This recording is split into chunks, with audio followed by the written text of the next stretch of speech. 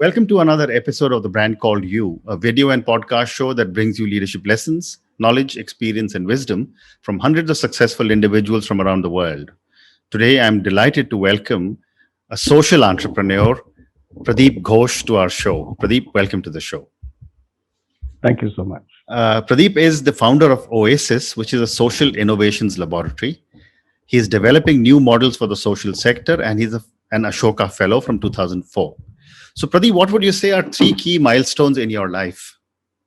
Well, milestones, I would say, because when I started my journey, I started my career as an IT professional way back in 1986 when I was just 20 years old. And at that point of time, I just thought that, I would be able to do something great in this sector. And of course, I was fortunate enough that because of some innovativeness, I could actually go pretty fast, pretty well, and pretty high. And ultimately, after 15 years, I was leading an organization, the Asia Pacific region of that organization, managing about 10 countries.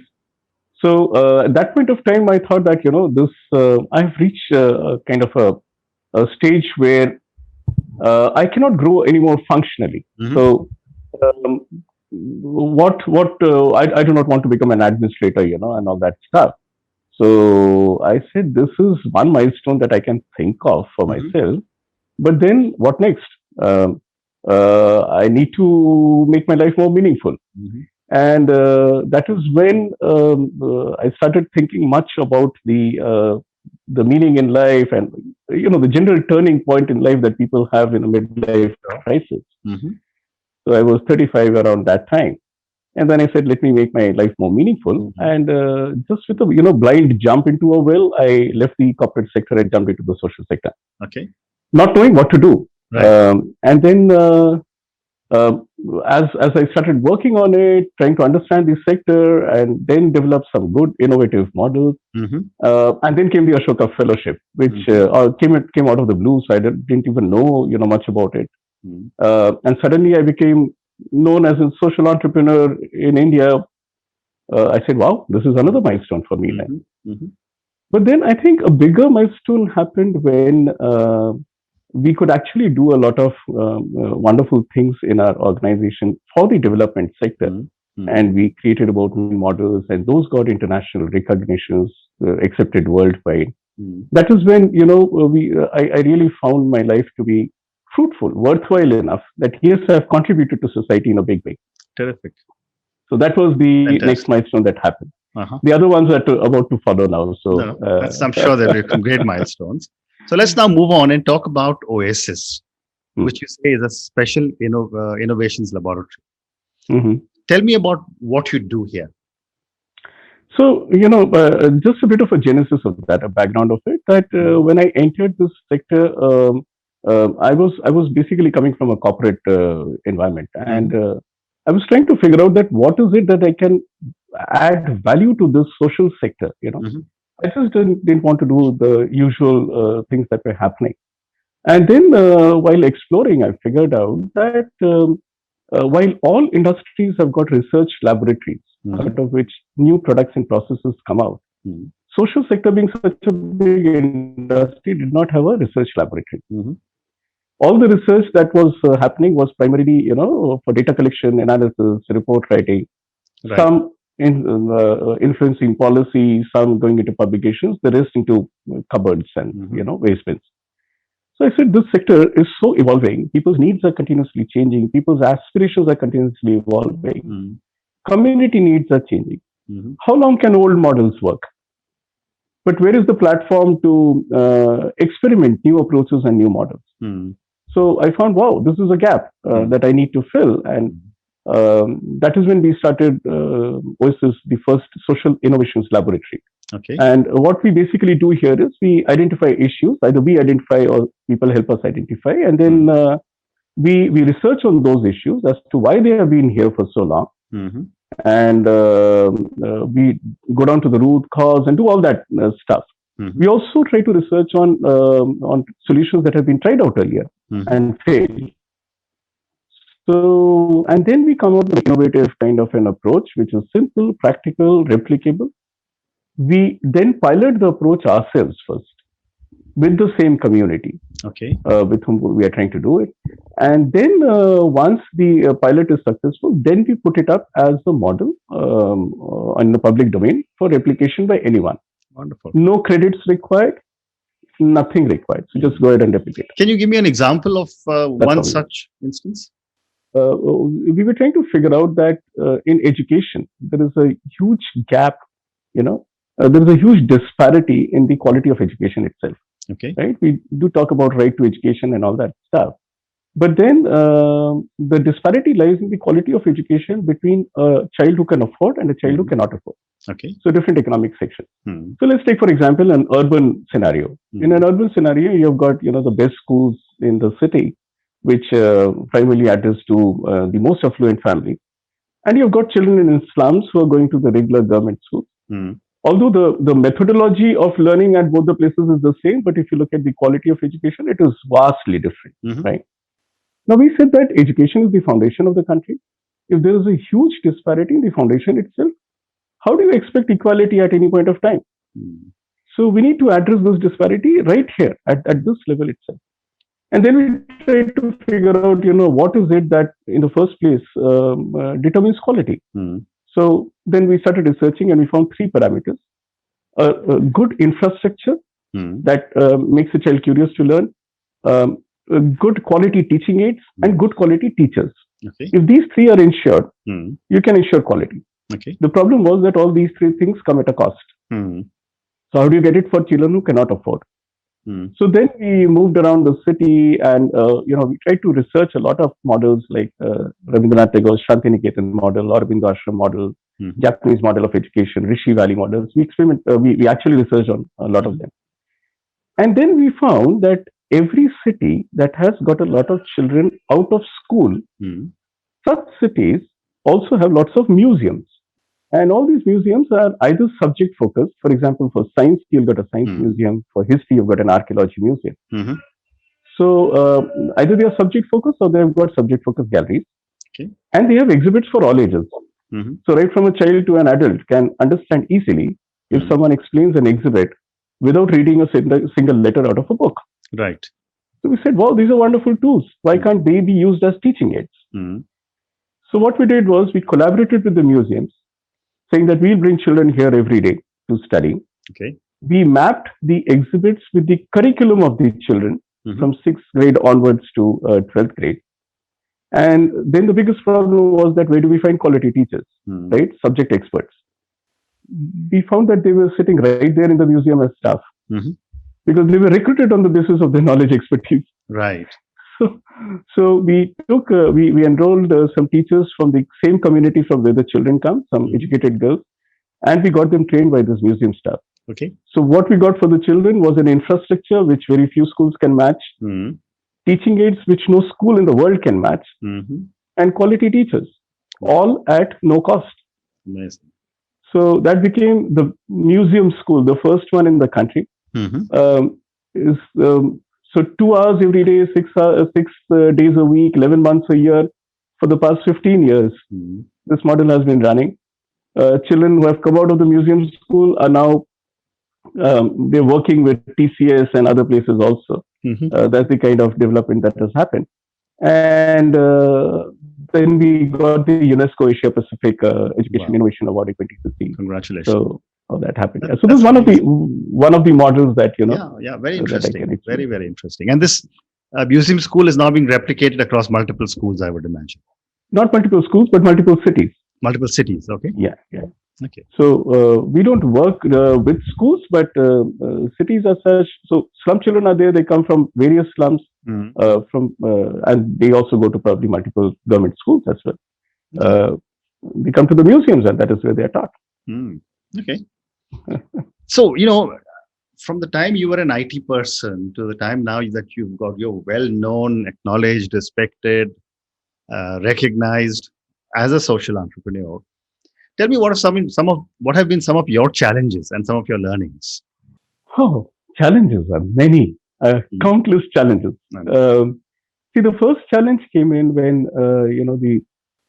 the social sector does not support innovations in a big way. Mm-hmm. Primarily because all the funds that come in, Mm-hmm. they look at projects or approaches that have proved themselves, Mm-hmm. right? So and innovations, the pilots they take time to prove. Mm-hmm. So, for example, one of the funders asked me that what is the guarantee that your innovation is going to succeed? Mm-hmm.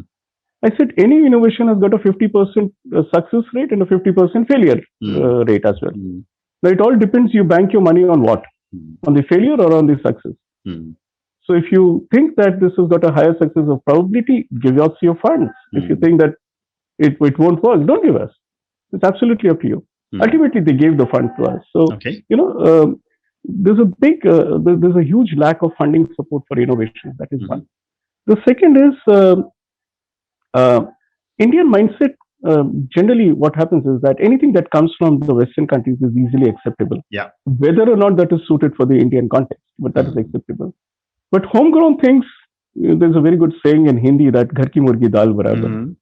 So I think that goes everywhere. Despite I'll tell you, despite a museum school being recognized internationally, Mm-hmm. the Indian government or the state government has still not Amazing. shown interest in accepting it. Mm-hmm.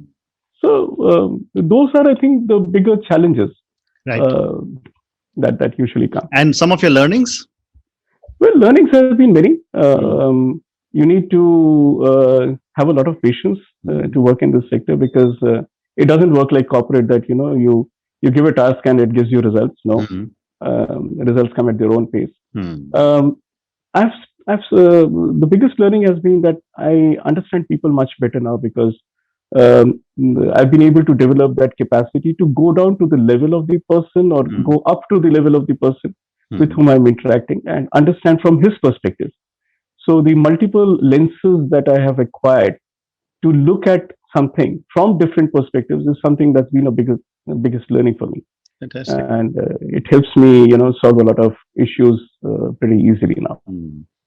So, Pradeep, when I was looking at your bio, etc., one of the things that you're working on is something called a social enterprise incubator, Yeah, yeah, where I'm assuming you incubate social enterprise organizations. that's right. Question to you is, how are this different from one of the regular incubators that where private equity is involved? See, an incubator is an incubator at the end of the day, right? Correct. And it helps, and any business is a business. Mm. The only difference is that how do you, what is a social enterprise, right? Mm. So while a regular enterprise is primarily meant for profit making to be enjoyed by a few individuals who are, owners of that company or shareholders, a social enterprise, the entire profit is actually enjoyed by the society itself or by the community for whom you're working. Okay. So you need, for a while for a business enterprise, you need to have the head of a businessman and the heart of a businessman also. Mm. Whereas in a social enterprise, you need to have the head of a businessman but the heart of a social worker. Mm. So you need to understand, that empathizing the society for whom you're working and then, planning your entire business model accordingly is the trick in the social enterprise. Wonderful. And so what I try to do is I basically try to inculcate this aspect of the social empathy, even in business enterprises. Because if they have not looked at that side, I say that, listen, it's not bad to make a profit, but it is bad to enjoy the profit alone. Enjoy it with everyone, who has helped you in this whole organization, the community that you're working with, the community that you're working for. So try to understand the group that you're working with and the one you're working for, and then you see that how the profit needs to be regulated and enjoyed and whatever. Very fascinating. My conversation with you is so interesting. I've not had such detailed discussions with anyone on social entrepreneurship. So I'm going to just continue asking you some more. For someone, again, who has built such an amazing name for himself, what are some of the core values you believe in? Oh, honesty, sincerity, transparency, commitment, consistency, perseverance, patience. How many more should I give? But this is a combination that if you don't have this, then it becomes very difficult um, to reach, an objective, a goal. Usually people dream a lot, but then to realize a dream, you need all these things to put together. Then only you realize a dream. Otherwise, it's Fascinating. half-baked solution. Fascinating. And what would you say is your leadership style? So, people tell me usually that whenever I try to lead a group, Mm. and they find that I don't take any work for myself, Mm-hmm. and it ends up that everyone does everything, and Mm. I don't do anything. Mm. So they say that how is it that why do you delegate everything? Why don't take anything on yourself? Mm-hmm. So I said, well, the best way of the whole world shows that the best way of leadership is Mm. that the others should work hard and the leader should hardly work. Correct. So, Well said. so it is that's of course the humorous part of it. But Mm-hmm. basically, I find that leadership can be best done, and that is how I practice this. That give the person who is not experienced the flag to hold, because when that person gets the flag to hold, there are two things that happen. Mm. One is that since he does not know anything or Mm. how to lead, he ends up consulting others. Mm. So a leader without consultation becomes an autocrat. Mm. So that leader develops the quality of consulting the team before taking a decision. Mm. And the others in the team, despite their experiences, more than this leader, Mm-hmm. they end up advising the right thing because they want the entire team to succeed. Okay. It is not the leader to succeed, but the entire team to succeed. Okay.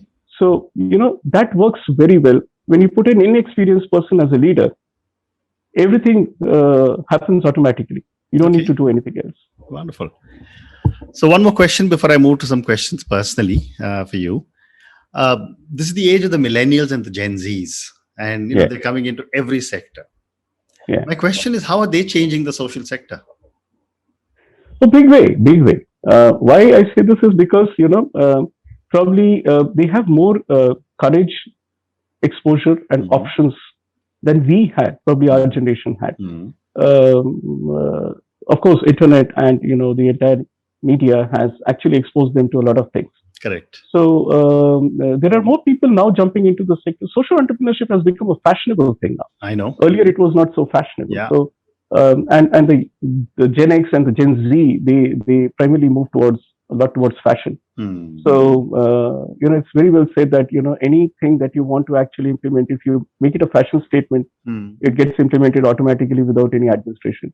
Mm. So probably social entrepreneurship has been built up that way that it's now become fashionable. So a lot of Gen Z are coming, but there is a bigger problem Mhm. attached to it as well. The problem is that this Gen Z is getting exposed to so many subsectors within the social sector Mhm. that it is becoming very difficult for them to freeze on something to begin with. Mm. So I'm trying to tell all these youth that it's good to have an exposure. It's good to be exposed towards many things. But then if you don't do a deep dive into one particular thing, Mm. then you will not be able to understand any dimension of the sector. Mm. So if you want to become a social entrepreneur, after a certain range of exposure, choose one to deep dive into. Mm. Mm. If you dig 20 wells of 1 feet each, you'll never get water. Mm. But if you dig one well of 20 feet, probably you'll get water. Right. So that's what I'm trying to tell them. It's Very difficult, nice. but it'll happen slowly. Very interesting.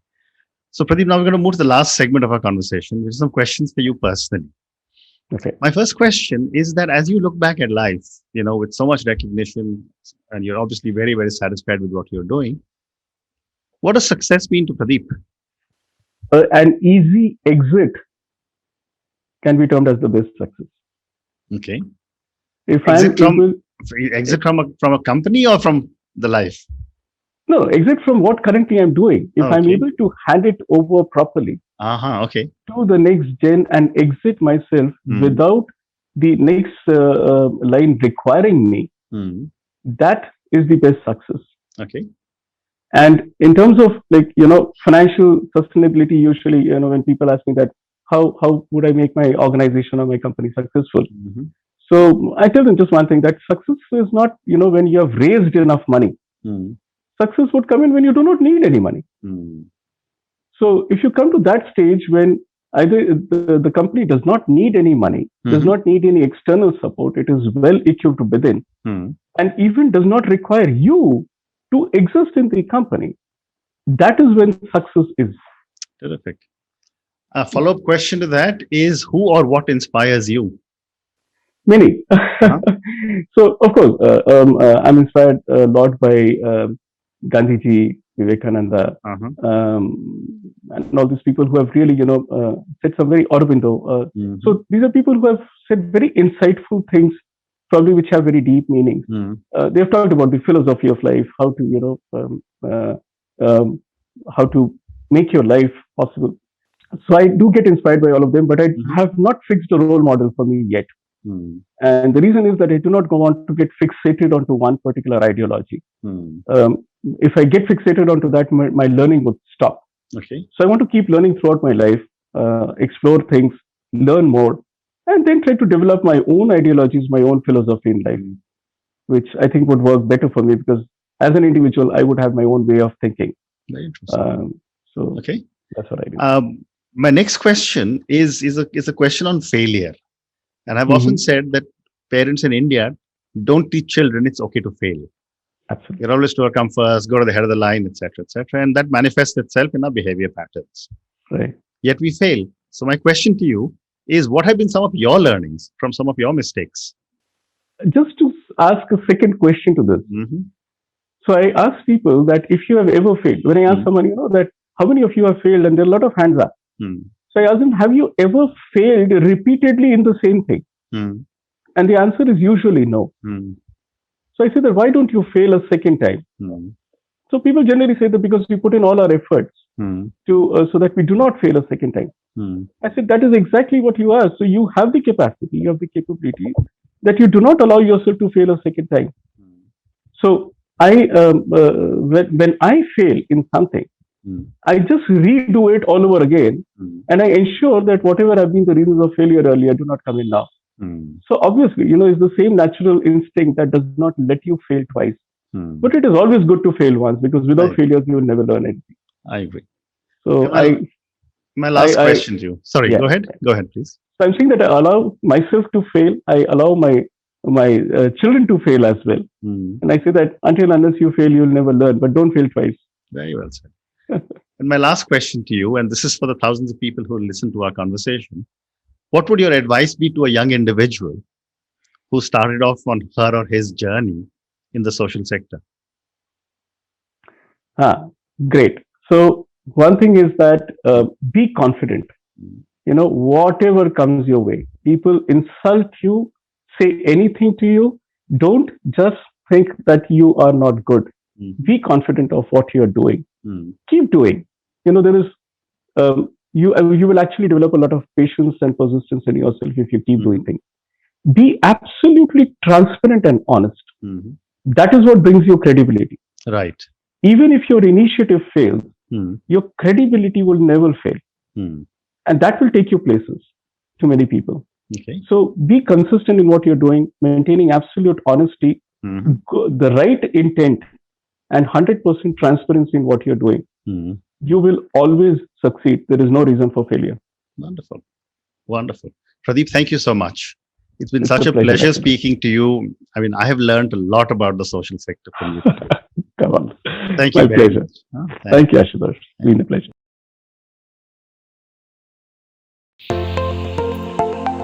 Thank you for listening to the brand called You Videocast and Podcast, a platform that brings you knowledge, experience, and wisdom of hundreds of successful individuals from around the world. Do visit our website www.tbcy.in